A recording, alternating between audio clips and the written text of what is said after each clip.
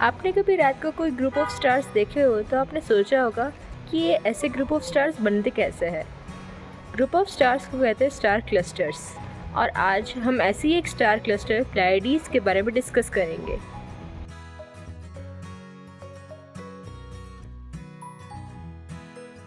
दोस्तों, मैं हूं स्तुति फ्रॉम मसूरी देहरादून और आप देख रहे हैं ट्रेस एस्ट्रोनॉमी।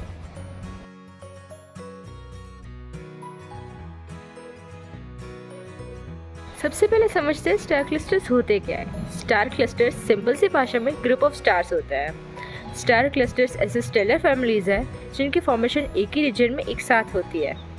स्टार क्लस्टर्स से हम स्टेलर एवोल्यूशन का भी पता लगा सकते हैं क्योंकि इनके सारे स्टार्स सेम एज के होते हैं और सेम मटेरियल से बने होते हैं।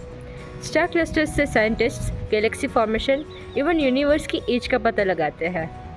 स्टार क्लस्टर्स मेनली दो टाइप के होते हैं, open clusters and globular clusters. चलिए इनका डिफरेंस देखते हैं।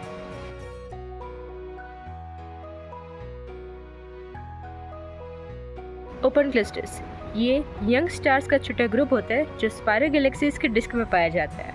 ये सेम नेबुला से फॉर्म होता है जो बाद में डिस्पर्स हो जाता है। स्पाइरल गैलेक्सीज यानी ऐसी गैलेक्सीज जिनकी शेप सर्कुलर जैसी होती है, और नेबुलाज ऐसे क्लाउड्स होते हैं जहाँ पर स्टार्स फॉर्म होते हैं। अब बात करते हैं ग्लोबुलर क्लस्टर्स की। ग्लोबुलर क्लस्टर्स ऐसे स्फेरिकल डेंस क्लस्टर्स होते हैं जिनमें बहुत ओल्ड स्टार्स होते हैं। ये पाए जाते हैं गैलेक्टिक हेलो में, और इनमें लैक्स ऑफ स्टार्स होते हैं जो टाइटली बाउंड होते हैं। चलिए अब हम बात करते हैं हमारे ओपन क्लस्टर प्लेयाडीज की।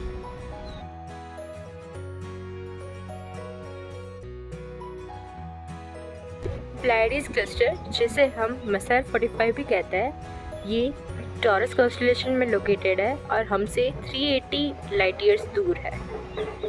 इसमें ओवर 1000 स्टार्स है, पर हमें मेनली 7 स्टार्स दिखता है, इसलिए हम इसे 7 सिस्टर्स भी कहते हैं।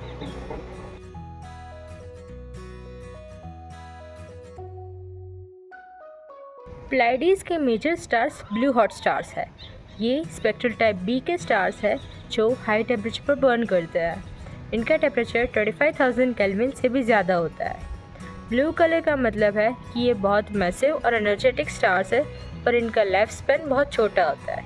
ये सिर्फ कुछ मिलियन साल तक सर्वाइव करेंगे before turning into a supernova. अगर आप प्लेयाडीज क्लस्टर की हाई रेजोल्यूशन इमेजेस देखेंगे तो आपको स्टार्स के आसपास एक ब्लूइश ग्लो दिखेगा। इसे हम रिफ्लेक्शन नेबुला कहते हैं। रिफ्लेक्शन नेबुला का मीनिंग ये है कि प्लेयाडीज क्लस्टर के पास एक ऐसा इंटरस्टेलर क्लाउड है जिसमें उसकी लाइट रिफ्लेक्ट होती है और ग्लो करती है। प्लेयाडीज क्लस्टर इस क्लाउड से डायरेक्टली रिलेटेड नहीं है, पर क्योंकि वो उसके पास है तो उसकी लाइट उसमें रिफ्लेक्ट होती है और ब्लूइश ग्लो दिखता है क्योंकि स्टार्स ब्लू कलर के हैं।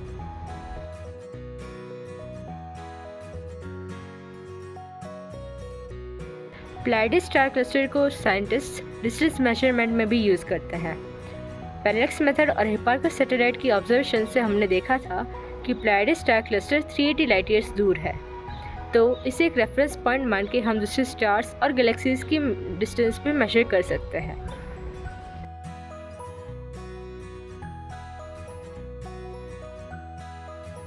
प्लेयाडीज स्टार क्लस्टर को हिंदुइज्म में कृतिका नक्षत्र कहा गया है जो वृषभ राशि में लोकेटेड है, यानी कि टॉरस कॉन्स्टेलेशन। ये 7 कृतिकाएं बहनें भी है, इसलिए हम प्लेयाडीज को 7 सिस्टर्स कह सकते हैं। जब भगवान कार्तिकेय का जन्म हुआ था तब उनके तेज को बैलेंस करने के लिए माँ पार्वती ने उन्हें इन 7 कृतिकाओं को दिया था, जिन्होंने बाद में उनकी परवरिश भी की थी। ये 7 कृतिकाएं ही हमारे सप्तऋषि की पत्नियाँ भी हैं। सप्तऋषि को हम रोज़ बिग डिपर कॉन्स्टेलेशन की तरह स्काई में देख सकते हैं।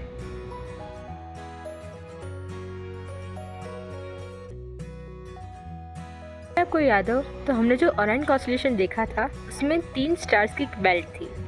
उससे हम थोड़ा आगे जाएंगे तो हम एल्डेबरान तक पहुंचेंगे जो टॉरस का ब्राइटेस्ट स्टार है। उससे थोड़ा आगे एक छोटा मगर ब्राइट ग्रुप ऑफ स्टार्स दिखेगा। ये प्लेयाडीज क्लस्टर है। अक्टूबर से अप्रैल तक ये रोज़ हमें स्काई में दिखता है और नवंबर दिसंबर इसका बेस्ट टाइम होता है देखने का। फ्रेंड्स, आज हमने प्लेयाडीज के बारे में समझा। आप इसे एक बार रात को स्पॉट करने की ट्राई ज़रूर करिएगा। तो मैं आज का अपना वीडियो यहीं पे एंड करती हूँ। मिलते हैं नेक्स्ट वीडियो में नए सेलेस्टियल बॉडीज़ के साथ। Till then, keep looking up and stay curious.